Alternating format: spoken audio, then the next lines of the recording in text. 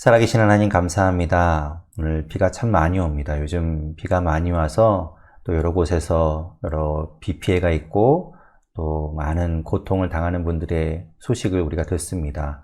주님께서 함께 해주시고 그분들 위로해 주시고 더 큰 피해가 없도록 하나님께서 지켜주시고 주님이 돕는 손길을 보내주시고 하나님께서 함께 해주셔서 속히 복구되고 그분들의 삶이 다시 회복되도록 인도하여 주시옵소서.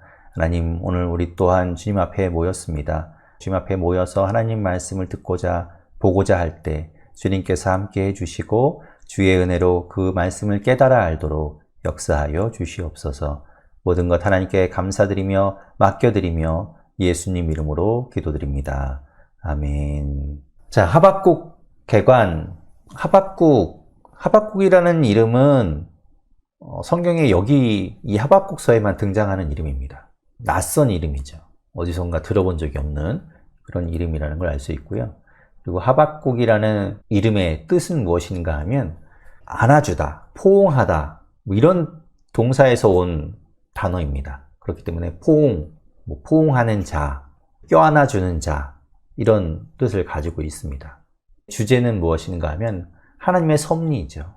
하나님의 섭리와 하나님의 그 섭리를 향한 선지자 하박국의 찬양이 이 하박국의 주제가 되겠습니다. 하나님의 섭리, 신정론이라고 부르는 하나님은 악에 대해서 어떻게 대처하시는가? 하나님은 악을 어떻게 바라보시는가? 하나님은 부패하고 타락한 인간들에 대해서 하나님께서 어떻게 대처하시는가? 이런 것들에 대한 이야기가 등장합니다. 그래서 이제 이 하박국서를 보게 되면 먼저 2장까지는 1장과 2장에서는 하박국이 하나님께 질문을 하고 그리고 하나님이 그 하박국의 질문에 대해서 대답하는 내용으로 채워져 있습니다. 한 번 질문하고 한 번 대답하고 또 한 번 질문하고 한 번 대답하고 이렇게 두 번에 걸친 문답 형식으로 되어 있는 구성을 볼 수 있고요. 그리고 3장에 가게 되면 그 하나님의 섭리와 하나님의 뜻을 파악한 하박국이 하나님 앞에 기도로 찬양으로 하나님을 높이는 그런 내용으로 구성이 되어 있습니다. 자세한 구성을 살펴보게 되면 1장 1절부터 4절까지는 하박국이 이제 첫 번째로 하나님께 질문을 하지요. 그러면 하나님께서 5절부터 11절까지 그에 대해서 답을 해주시죠. 그 답을 들은 하박국이 또 한번 12절부터 17절 사이에 하나님께 질문을 합니다. 하나님은 그 질문을 들으시고 2장에 걸쳐서 1절부터 20절까지 그 하나님의 답을 들려주시지요. 하나님의 섭리가 무엇인지, 하나님의 뜻이 무엇인지를 들려주십니다. 보여주시죠. 그래서 그것을 깨닫고 3장에 가면 하박국이 하나님께 찬양으로 올려드리는 마치 시편과도 같은 3장의 찬양의 노래가 나오면서 끝이 납니다. 특징을 좀 볼까요? 특징을 보게 되면 이 하박국 선지자는 좀 다른 선지자들과 좀 독특합니다. 무엇이 독특한가 하면 우리가 지금까지 대선지서도 우리가 이사야 선지서를 보았고 또 소선지서를 또 여러 권 보아왔지만 하나님께서 선지자를 부르시고 그에게 하나님의 말씀을 먼저 들려주시죠. 그래서 그 선지자가 하나님의 말씀을 받고 그것을 선포하는 내용으로 먼저 시작을 합니다. 그런데 이 하박국은 독특하게 자기가 먼저 하나님 앞에 가서 질문해요. 하나님이 먼저 말씀하시기 전에 자기 질문이 먼저 나옵니다. 질문하는 선지자예요.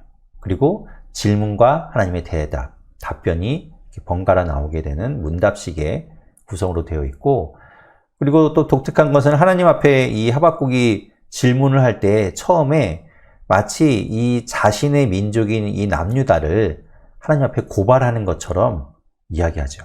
랍비 전승에 의하면 엘리사가 살렸던 수넴 여인의 아들이 있죠. 열왕기하 4장에 보면 나오는 이야기인데 수넴 여인의 아들이 죽었을 때 엘리사가 가서 그 아이를 안으리라라는 4장 16절의 이 단어가 바로 이 하박국이라는 단어의 동사형이에요. 그러니까 그 단어에서 이 하박국이라는 명사형 단어가 나왔기 때문에 그래서 이제 전승에는 그 아들이 바로 이 하박국이 아닌가라고 전해져 오기도 하지만 그렇게 되면 이제 연대에서 조금 차이가 납니다. 이 엘리사가 살린 수넴 여인의 아들이라고 한다면 주전 9세기 정도가 되기 때문에 굉장히 많은 차이가 나요. 이 하박국은 어떤 사람인가에 대해서 3장 19절에 가면 마지막 절이죠. 하박국이 성전에서 찬양대로 있었다는 것을 보여줍니다. 그래서 그걸 보면 성전 찬양대로 활동하고 있던 레위인인가 보다 라고 우리가 보는 것이죠. 그가 하나님의 선지자로 세워진 것을 알 수 있습니다. 그렇다면 이 하박국의 말씀은 어느 시대를 이야기하는 것인가? 하박국의 말씀이 언제 쓰여졌을까? 라는 것을 이제 우리가 생각해 봐야 되겠죠. 바벨론이라는 나라가 이제 오늘 이 하박국서에 등장합니다. 주전 612년경에 우리 지난 시간에 본 것처럼 나훔에서 보았죠. 아수르에 있던 니느웨가 바벨론에 의해서 점령을 당하고 마침내 아수르는 무너지게 됩니다. 그게 612년이거든요. 그 바벨론이 그 기세를 몰아서 605년에 유다를 처음으로 침공해 오게 됩니다. 그러니까 이 바벨론이 오게 되는 605년 그리고 바벨론이 아수르를 점령했던 612년 사이에 아마 이 하박국서가 쓰여지지 않았을까라고 보는 것이죠. 왜냐하면 이제 곧 바벨론이 온다라는 이야기를 하고 있기 때문에 그 처음 침공해온 605년 전일 거라고 보는 겁니다.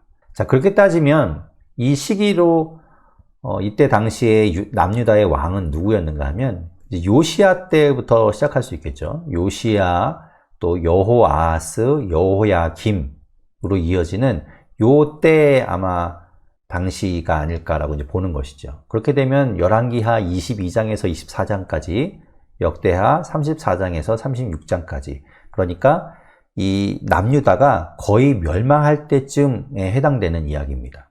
자, 요시야 왕이 굉장히 선한 왕이었습니다. 하나님 보시기에 선한 왕. 그래서 종교개혁을 단행하고 우상을 파괴하고 아주 하나님 보시기에 잘했던 왕인데, 요시야 왕이 이 아수르와 이집트 사이에서 이집트가 아수르와 전쟁하기 위해서 가는 것을 이 요시야가 나가서 이집트와 맞서 싸우다가 거기서 죽습니다. 그래서 애굽에 의해서 이제 죽게 돼요. 그리고 요시야가 죽은 이후에 요시야의 아들인 여호아하스가 왕이 됩니다. 백성들이 여호아하스를 요시야 왕이 죽었기 때문에 이제 왕으로 이제 추대를 하죠. 많은 형제들 중에서. 근데 여호아하스가 왕이 된 이후에 애굽에서 이 여호아하스를 애굽으로 끌고 간 이후에 죽이고 대신에 누구를 왕으로 세우는가 하면 여호아하스의 형인 여호야김을 왕으로 세워놓습니다. 이때 바벨론이 쳐들어와서 바벨론이 여호야김을 잡아가고 대신에 누구를 세우는가 하면 여호야긴을 세우게 되죠. 여호야김의 아들인 여호야긴을 세우게 됩니다.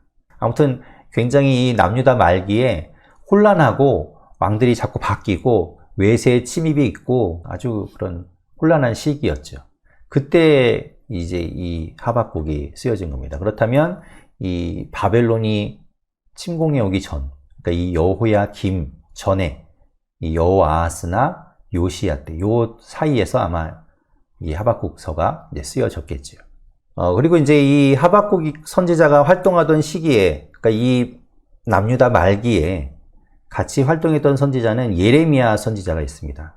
그리고 이제 다음 주에 보려고 기획하고 있는 스바냐 선지자, 바로 이제 뒤에 거의 동시대에 활동했거나 스바냐 선지자보다는 조금 뒤에 이 하박국 선지자가 활동했던 것으로 보이고요. 왜냐하면 이제 스바냐 선지자는 요시야 때 활동을 했거든요. 그러니까 아마도 같이 활동했거나 조금 뒤에 하박국 선지자가 활동했던 것으로 우리가 볼 수 있겠죠. 이 하박국서는 오직 의인은 믿음으로 말미암아 살리라 라는 말씀이 등장합니다. 그래서 그 말씀 때문에 후대에 바울이라던가 종교 개혁자들에게 아주 큰 영향을 줍니다. 그래서 그 말씀 때문에 그 말씀으로 다시 한번 새로워지는 그런 종교 개혁이 일어나게 되지요. 지도를 보면 이게 바벨론, 우리가 오늘 말씀에서 보게 되는 바벨론, 구바벨론은 우리가 지난 시간에까지 보았던 그 아수르 니느웨가 수도였던 그 아수르가 굉장한 위력을 떨치고 있을 때 당시에도 바벨론은 있었습니다. 있었긴 하지만 그 아수르에 눌려 있었어요. 그만큼 아수르의 그늘에 가려서 빛을 보지 못하던 나라였는데 이제 신바벨론, 그러니까 새로운 바벨론의 시대가 열리면서 그 세력이 확장되고 아수르를 멸망시키고 그 세력이 뻗어나가서 이집트까지 이렇게 그 영역이 확장되어 가는 것을 볼 수 있죠. 그러니까 당시의 바벨론은 굉장히 강대국이었고 거의 이 중동의 대부분을 이 바벨론이 차지하게 됩니다. 그렇게 이제 막강한 세력을 가지고 많은 영토를 확장해 나갔던 바벨론을 우리가 볼 수 있습니다. 하박국 1장 1절에 보면 선지서의 표제가 등장하죠. 선지자 하박국이 묵시로 받은 경고라 이렇게 말씀하고 있습니다. 하박국에 대한 아무 정보가 없죠. 연대에 대한 내용도 없고 그리고 그 가문에 대한 이야기도 없습니다. 그냥 하박국이라고 선지자로 등장하고 있고요. 그리고 묵시로 받은 경고라 이렇게 말씀하죠. 묵시, 우리가 지난 시간에 나훔에서도 보았죠. 묵시라는 건 우리가 눈으로 보는 것과 관련이 있다고 했습니다. 하나님의 계획, 하나님의 그 심판의 메시지를 아마도 하박국이 꿈으로든 환상으로든 보았을 겁니다. 그래서 본 것으로 가지고 이제 이렇게 이야기하고 전해주는 것을 우리가 알 수 있습니다. 자, 이렇게 이제 보통 표제를 이야기하고 나면 그 다음은 하나님께서 그 선지자에게 이야기하시는 내용이 나오는데 말씀드린 것처럼 독특하죠. 먼저 이 하박국이 하나님 앞에 나아가서 먼저 이야기를 꺼냅니다. 2절에 이렇게 이야기하죠. 여호와여, 내가 부르짖어도 주께서 듣지 아니하시니 어느 때까지 이리이까. 이 하박국이 하나님 앞에 나아가서 얼마나 답답했으면 아니 언제까지 이렇게 가만히 계십니까? 라고 이제 이야기하는 거죠. 왜 그렇게 이 하박국이 하나님 앞에 어쩌면 버릇없어 보이는 이런 말을 하는가? 유다의, 이 남유다의 죄악이 너무나 만연해 있고 그 죄악이 너무나 커서 도대체 하나님이 그것에 대해서 왜 가만히 두시는가에 대해서 하박국이 고민했던 것이죠. 그리고 그것을 하나님 앞에 나아가서 이제 이야기하는 겁니다. 그들의 죄악을, 자기 동족에 대한 죄악을 하나님 앞에 탄원하면서 이렇게 나아가는 것이죠. 2절 중간에 말합니다. 내가 강포로 말미암아 외쳐도 주께서 구원하지 아니하시나이다.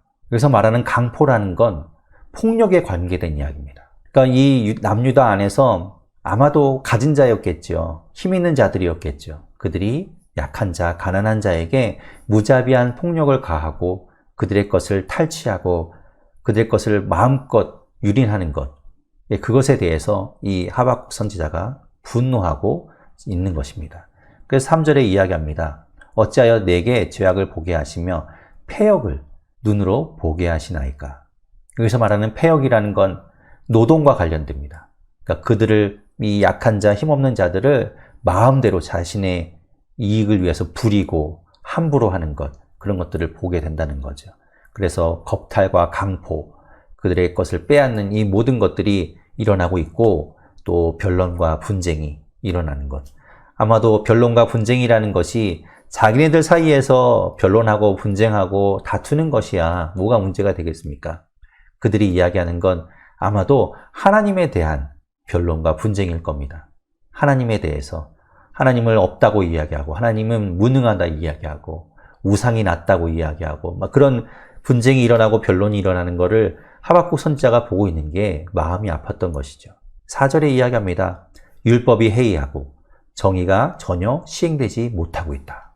이 하박국 선지자가 볼 때 도덕적으로 또 종교적으로 완전히 타락해 있는 그 모습을 보면서 마음이 아프고 답답해서 지금 하나님 앞에 나아간 것이죠.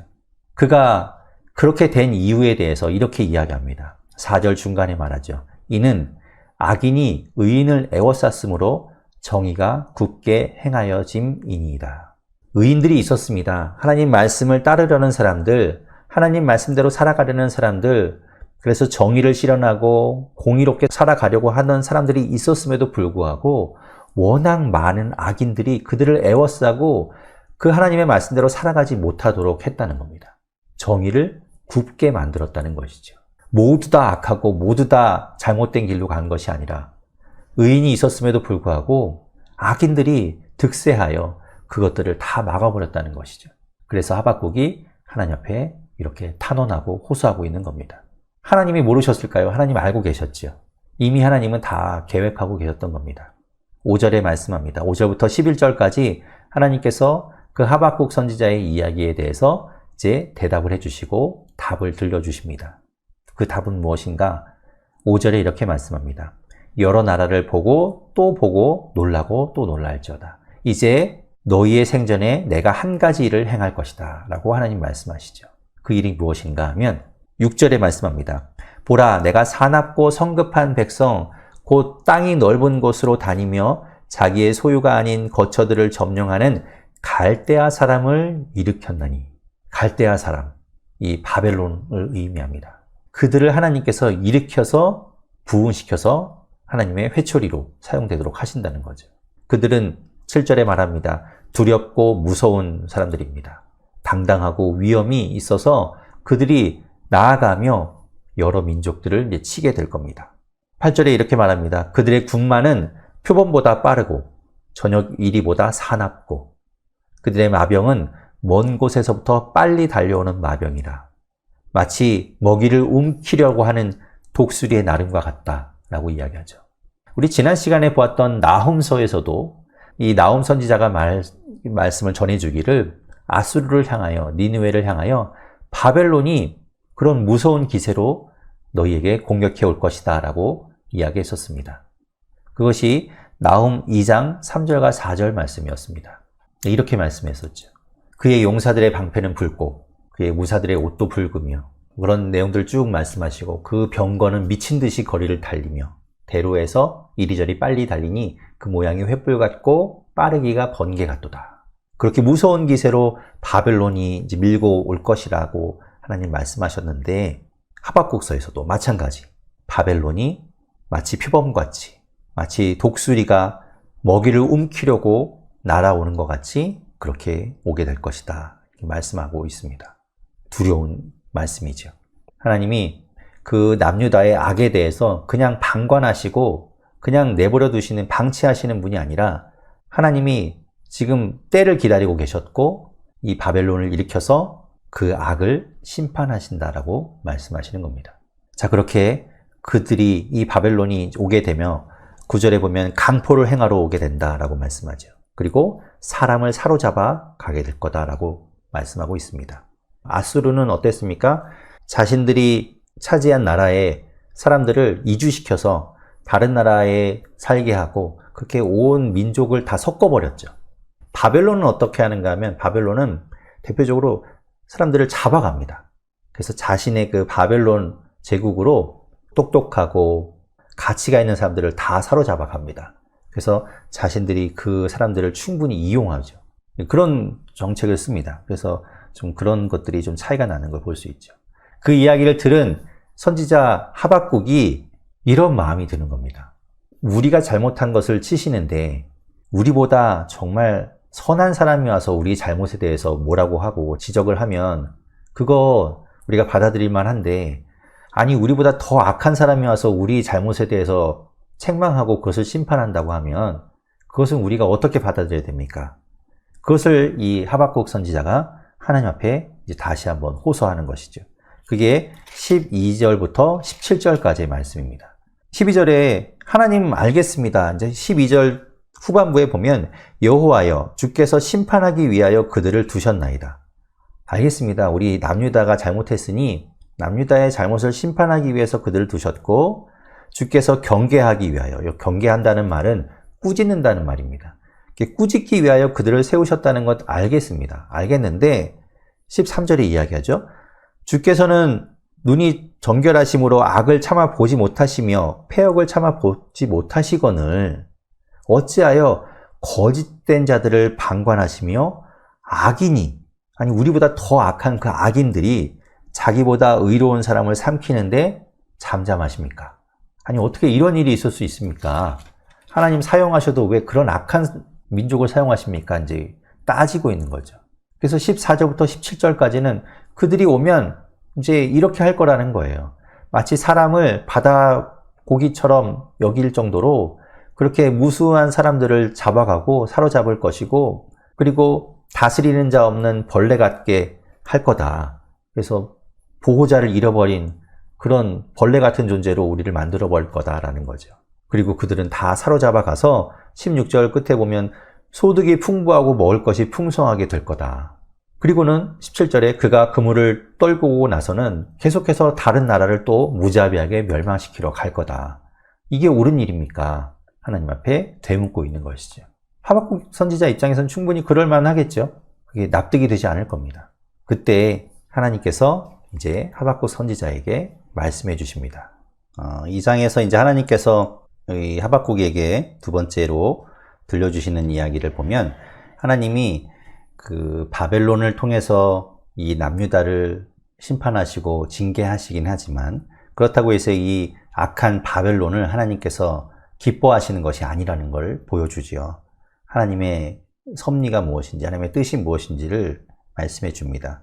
2장 1절에 보면 하박국 선지자가 하나님께 두 번째 질문을 하고 나서 그가 1절에 이렇게 말합니다. 내가 내 파수하는 곳에 서며 성루에 서리라.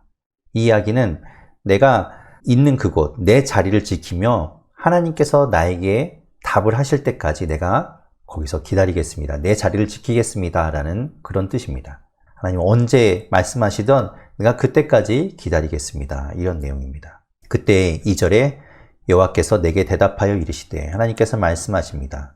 너는 이 묵시를 기록하여 이제 하나님께서 말씀하시는 이 내용을 기록하여 판에 새기되 달려가면서도 읽을 수 있게 하라. 그러니까 어디서든지 누가 보든지 명확하게 하나님의 뜻이 무엇인지를 볼 수 있도록 기록하라는 겁니다. 그래서 하나님께서 말씀하시죠. 그리고 3절에 말합니다. 이 묵시는 정한 때가 있다. 하나님이 정해놓은 때가 있다는 것이죠. 3절 끝에 말합니다. 지체되지 않고 반드시 응하리라. 그러니 그 때를 기다려라 라고 하나님 말씀하십니다. 하나님의 묵시는 무엇인가? 하나님이 지금 이 하박국에게 판에 명백하게 기록하라고 하신 그 묵시의 내용이 무엇인가? 이제 4절부터 그 내용을 말씀하고 있습니다. 4절부터 20절까지 내용을 보게 되면 이 바벨론에 대해서 하나님께서 어떤 뜻을 가지고 있는지 그것을 보여주시는데 5가지로 하나님께서 그들에게 화를 내리실 것을 이야기하고 계시죠. 그래서 5가지 화에 대한 이야기를 하고 계십니다. 4절에 말합니다. 보라, 그의 마음은 교만하며, 여기서 말하는 그는 바벨론을 의미하죠. 바벨론의 마음은 교만하며 그 속에서 정직하지 못하나. 왜 사람이 잘 되면 교만해지죠. 다 자기가 잘나서 잘된 줄 알고 자기가 능력이 있어서 잘된 줄 압니다. 그래서 교만해지고 금세 하나님을 다 잃어버립니다. 하나님 그런 이야기 하시는 거죠. 이 바벨론이 이제 강대국이 되고 지도에서 본 것처럼 수많은 나라들을 이제 차지하게 될 텐데 그러면 그들의 마음이 교만해진다는 겁니다. 그리고 그 안에 정직함도 사라지게 되는 것이죠. 하지만 그러나 의인은 그의 믿음으로 말미암아 살리라. 하나님께서 이렇게 말씀하십니다. 이 말씀이 의인은 그의 믿음으로 말미암아 살리라. 이 말씀이 바로 우리가 많이 보던, 우리가 많이 듣던 그 말씀이죠. 사도 바울이 이야기했던 말씀입니다. 우리 보았던 로마서, 우리가 이제 또 큐티 본문으로 보고 있는 그 로마서에서도 나타나죠. 1장 17절에 보면 말씀하고 있는 내용이기도 하고 또 갈라디아서에서도 사도 바울이 이 말씀을 하고 있습니다. 의인은 믿음으로 말미암아 살리라 이렇게 말씀하죠. 그렇게 사도 바울이 인용했던 이 의인은 그의 믿음으로 말미암아 살리라 라는 이 말씀은 사실 우리가 로마서나 갈라디아서에서 보던 그 말씀의 뜻은 무엇이었습니까? 우리가 예수 그리스도를 믿는 그들은 하나님께 구원을 받고 하나님 나라의 백성이 되는 것, 하나님 나라의 사람이 되는 것, 그것을 이야기했었죠. 그 시작은 예수 그리스도를 믿는 것, 그분을 나의 구주로 받아들이는 것이었습니다. 그런데 여기서 말하고 있는 이 믿음이라는 것은 그 믿음과는 조금 의미가 좀 다릅니다. 여기서 말하는 믿음은 무엇인가 하면 의인은 믿음은 믿음이죠. 하나님을 믿는 믿음은 맞습니다. 그런데 그것이 내 안에, 내 마음에 있는 나는 하나님을 믿어요 하는 그 믿음으로 끝나는 것이 아니라 여기서 말하는 믿음은 신실함입니다. 그 이야기는 우리가 그 믿음을 내 삶에서 신실하게, 충성되게, 성실하게 그렇게 살아내는 것, 그것을 말하죠.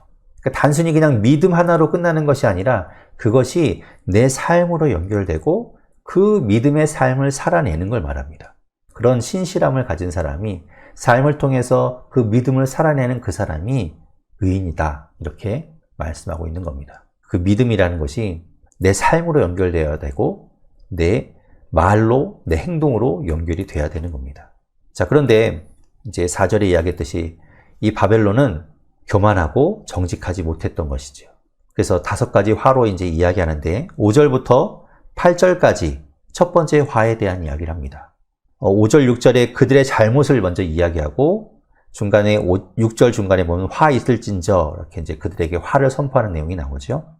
그들이 무엇을 잘못했는가? 5절, 6절에 보게 되면 술을 즐기며 거짓되고 교만하여 가만히 있지 아니하고 스올처럼 자기의 욕심을 넓히며 그래서 다른 나라들을 모으고 아까 말씀드렸죠. 바벨론은 사람들을 모읍니다.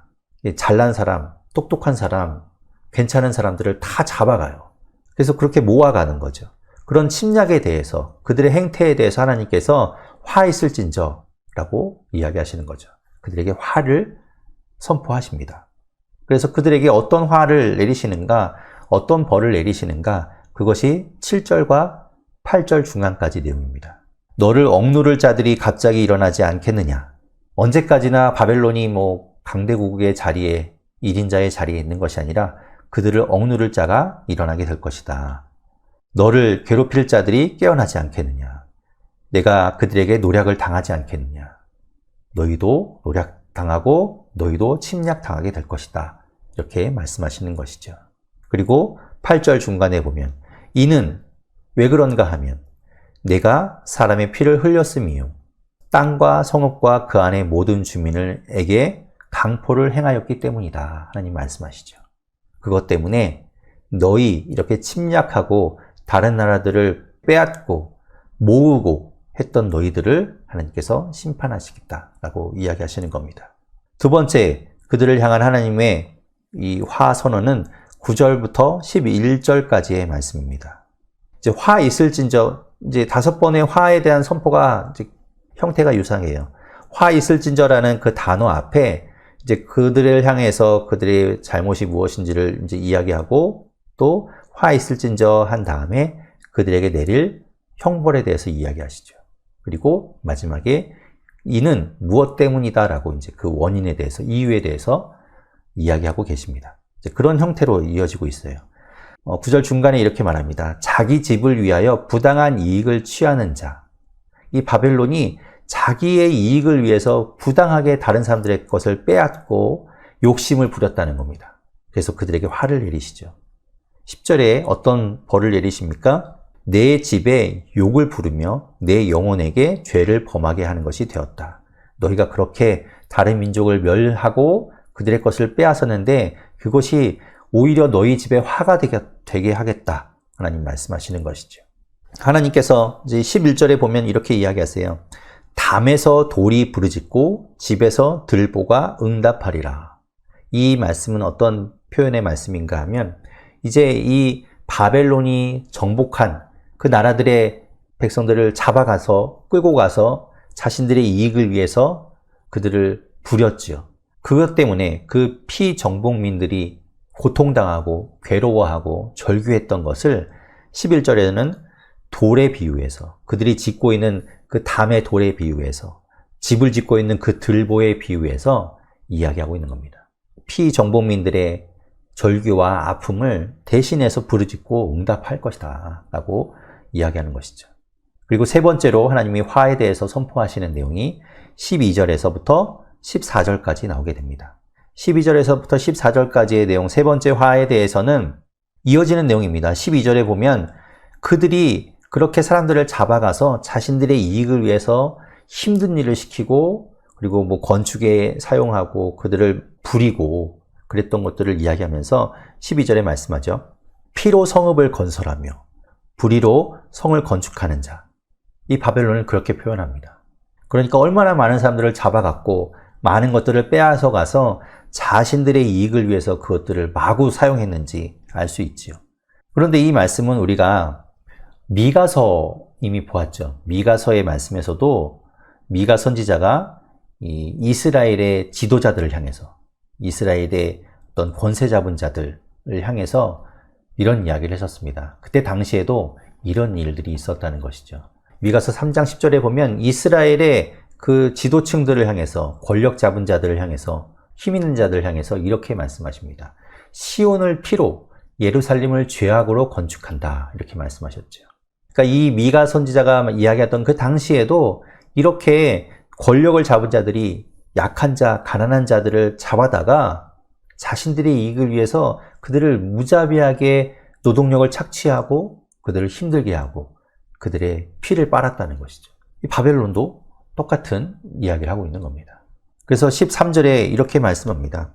민족들이 불탈 것으로 수고하는 것과 나라들이 헛된 일로 피곤하게 되는 것이 만군의 여호와께로 말미암음이니 아니냐.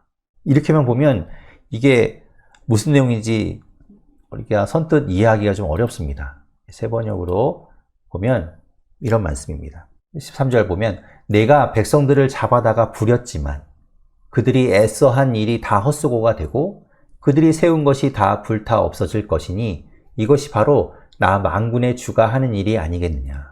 너희가 그렇게 많은 사람들을 잡아다가 그들을 부리고 너희의 이익을 위해서, 너희의 건축을 위해서, 너희 것을 위해서 그렇게 함부로 했지만 그 모든 것들이 다 헛수고가 될 것이다. 모든 것이 다 불타 없어질 것이다. 다 헛된 일이 될 것이다. 이렇게 말씀하고 있죠. 그리고 그 모든 것들을 하나님이 하시겠다. 이렇게 이야기하시는 겁니다. 14절에 우리가 잘 아는 말씀을 또 하죠. 14절에 이렇게 말씀합니다. 이는 물이 바다를 덮음같이 여호와의 영광을 인정하는 것이 세상에 가득함이니라. 이는 이라고 했기 때문에 앞에 나온 하나님께서 심판하시는 것의 원인이 됩니다. 그러니까 이것 때문에 하나님이 그렇게 13절에 이야기하는 것처럼 너희의 그것이 헛수고가 되게 하겠다 이렇게 말씀하시는 것이죠. 그 원인이 되는데 14절의 뜻은 이런 겁니다. 하나님이 영광이 이 세상에 가득해야 하기 때문에 하나님의 공의가 이 세상 가운데 충만하게 드러나야 하기 때문에 하나님이 너희가 그렇게 부당하게 사람들을 착취하고 부당하게 이익을 취하고 횡포를 부리고 악하게 했던 그 모든 것들을 다 없애겠다라고 말씀하시는 것이죠. 그리고 이 말씀은 그러니까 비슷한 말씀이 이사야 11장 9절에도 이 비슷한 표현이 나옵니다. 11장 9절에 내 거룩한 산 모든 곳에서 해됨도 없고 상함도 없을 것이니 이는 물이 바다를 덮음같이 여호와를 아는 지식이 세상에 충만할 것임이니라 이렇게 말씀하죠.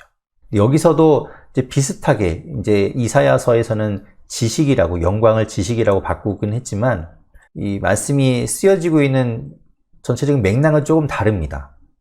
보시면 이 하박국서에서는 하나님의 영광이 이 땅에 가득 충만해야 되기 때문에 하나님의 이름이 드러나야 하기 때문에 바벨론을 심판하신다 이렇게 이야기하시는데 이사야서에서는 그러니까 하나님의 나라가 이 땅에 완전히 이루어지는 그때를 말씀하시면서 그때에는 그곳에 상함도 없고 해도 없고 그리고 다툼도 없고 그 때를 표현하시면서 그것은 하나님을 아는 지식이 세상에 충만해야 하기 때문에 하나님이 그렇게 하시겠다. 이제 이렇게 이야기하시는 거죠.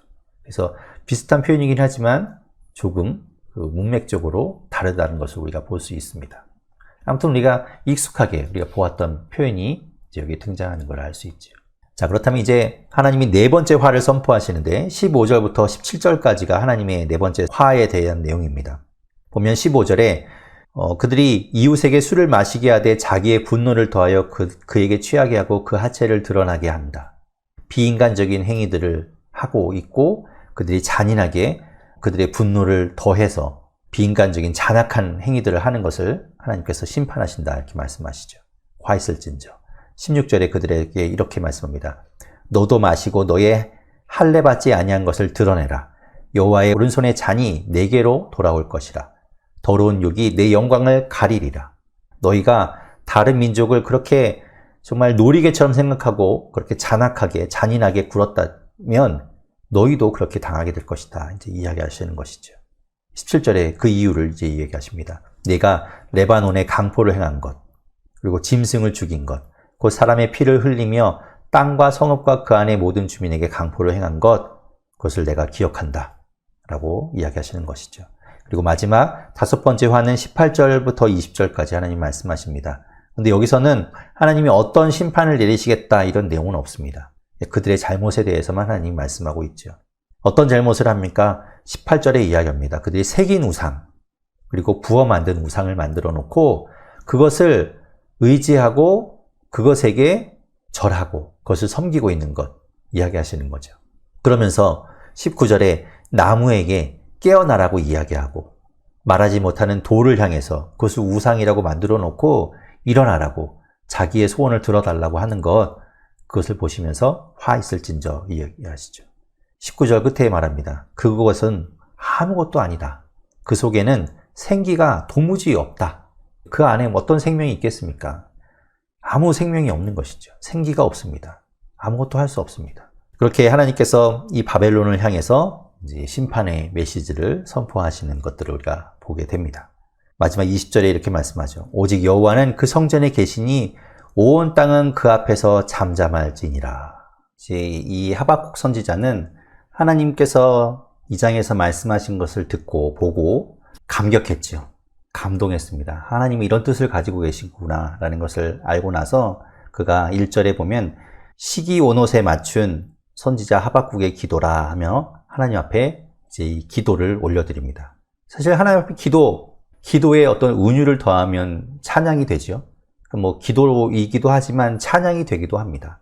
시기 온옷이라는 것은 시편 7편에 보면 십가요이라는 단어가 등장합니다. 그래서 십가요에 맞춘 노래 뭐 이렇게 이야기하는데 정확하게 시기 온옷이라는 것이 어떤 운율 이런 건지를 알 수는 없습니다. 왜냐하면 이렇게 악보 같은 게 없기 때문에 전해오지 않아서 이것이 어떻게 하는 것인지는 남아있지 않죠.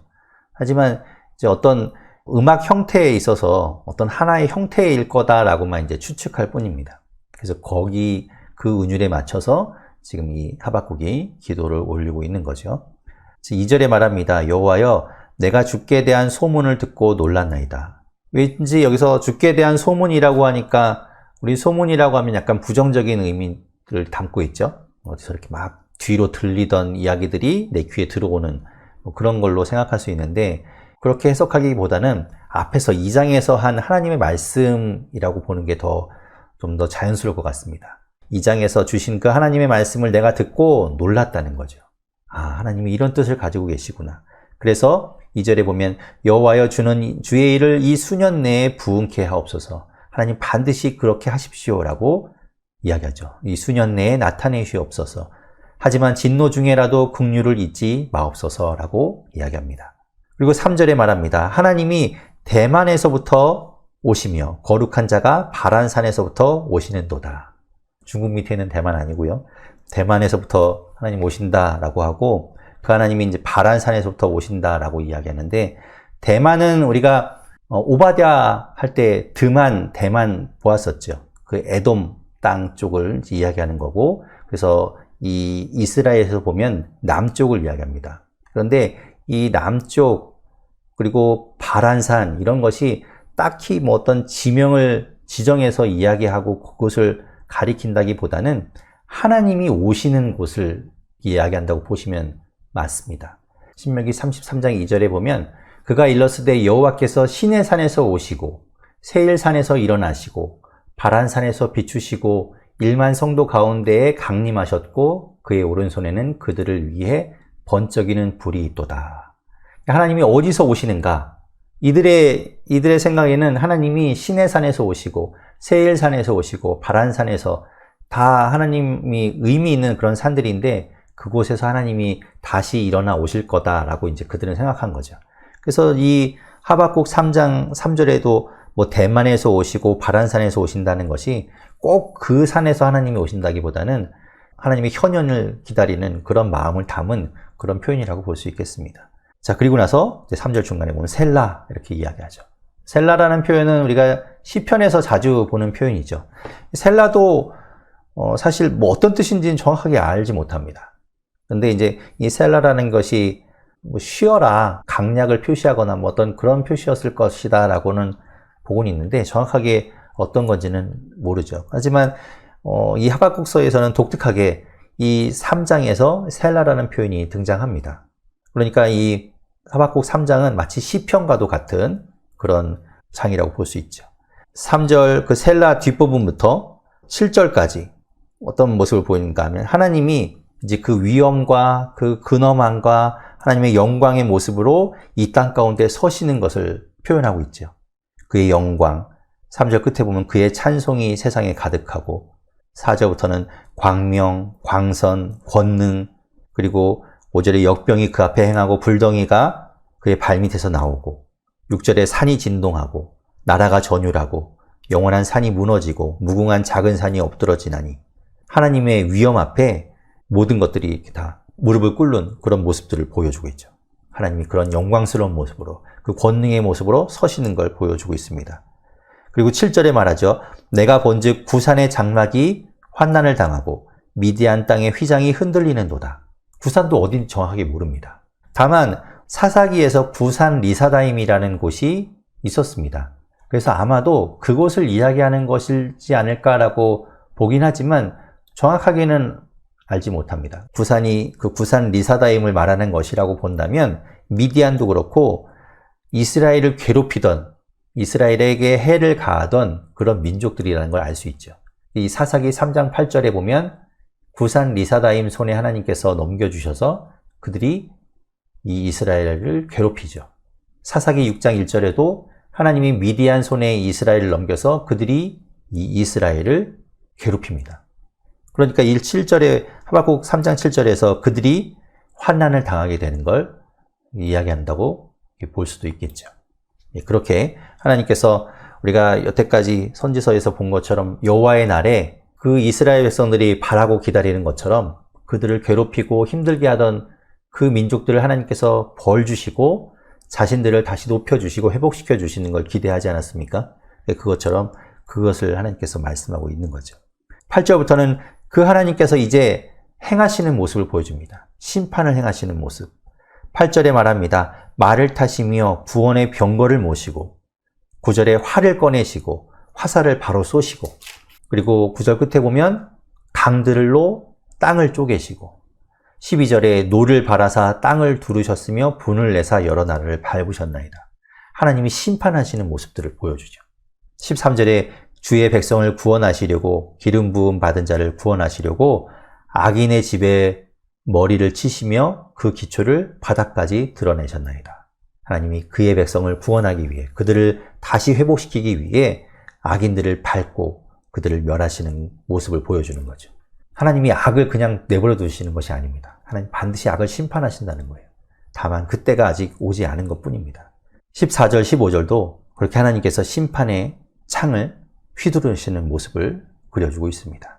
16절에 그 이야기를 그 이야기를 들은 이 하박국이 너무나 이 큰 이야기를 듣고 말하죠. 내가 들었으므로 내 창자가 흔들렸고 내 온 몸이 흔들리고 목소리로 말미암아 내 입술이 떨렸고 그 이야기들로 말미암아 내 모든 뼈들이 막 흔들린다는 거죠. 그 두려운 크신 이야기를 듣고 감당하지 못하는 겁니다.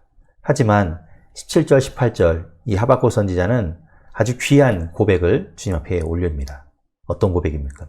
비록 무화과 나무가 무성하지 못하고 포도나무에 열매가 없고 감람나무에 소출이 없으며 밭에 먹을 것이 없으며 우리의 양이 없으며 외양간에 소가 없을지라도 내가 비록 그 모든 것들을 내가 누리지 못할지라도 아무것도 내 손에 남지 않을지라도 마치 욥이 자신의 모든 것을 다 잃어버렸을 때처럼 나에게 아무것도 남아있지 않을지라도 18절에 말하죠. 나는 여호와로 말미암아 즐거워하며 나의 구원의 하나님으로 말미암아 기뻐하리로다. 그가 이렇게 하나님 앞에 믿음의 고백을 합니다. 그러면서 19절에 말하죠. 주 여호와는 나의 힘이시라. 나의 발을 사슴과 같게 하사 나를 나의 높은 곳으로 다니게 하시리로다. 그런 재물과 내가 물질적인 것을 누리지 못할지라도 그것이 없더라도 하나님은 나의 힘이 되시고 나의 구원이 되시기 때문에 하나님께서 나를 승리의 자리로 나를 지치지 않고 나의 힘이 되시고 나를 뛰놀게 하실 것이다. 이렇게 이야기하는 거죠. 그리고 마지막 19절 끝에 보면 이렇게 이야기합니다. 이 노래는 지금까지 이야기한 이 노래는 지휘하는 사람을 위하여 내 수금에 맞춘 것이니라. 이렇게 이야기합니다. 그래서 이것을 통해서 하박국 선지자는 지금 이 성전에 있는 찬양대 가운데 수금을 연주하는, 그러니까 찬양으로 하나님을 섬기는 레위 지파구나 라는 것을 알게 되는 거죠. 하나님 감사합니다. 오늘도 하박국서의 말씀을 통해서 하나님의 뜻을 보고 하나님의 섭리를 깨닫습니다. 우리의 지혜로는 그 모든 것들을 상상할 수도 없고 그 모든 것들을 다 우리가 수용할 수도 없지만 하나님은 놀라운 분이고 하나님은 크신 분이고 전능하신 분이기에 그 하나님 앞에 우리가 묻고 나아갈 때 그 하나님의 지혜를 우리에게 부어주시고 깨닫게 해주시는 줄로 믿습니다. 하박국의 고백처럼 내가 아무것도 없고 가진 것 없을지라도 오직 여호와 한 분만으로 내가 기뻐하고 즐거워하는 그 한 분 알아가는 것으로 내가 만족해하는 우리가 되게 하여 주옵소서. 한 주간 또 건강하게 지켜주시고 비가 많이 옵니다. 하나님 안전하게 우리를 지켜주시고 주일에 다시 만나게 하여 주옵소서. 예수님 이름으로 기도드립니다. 아멘.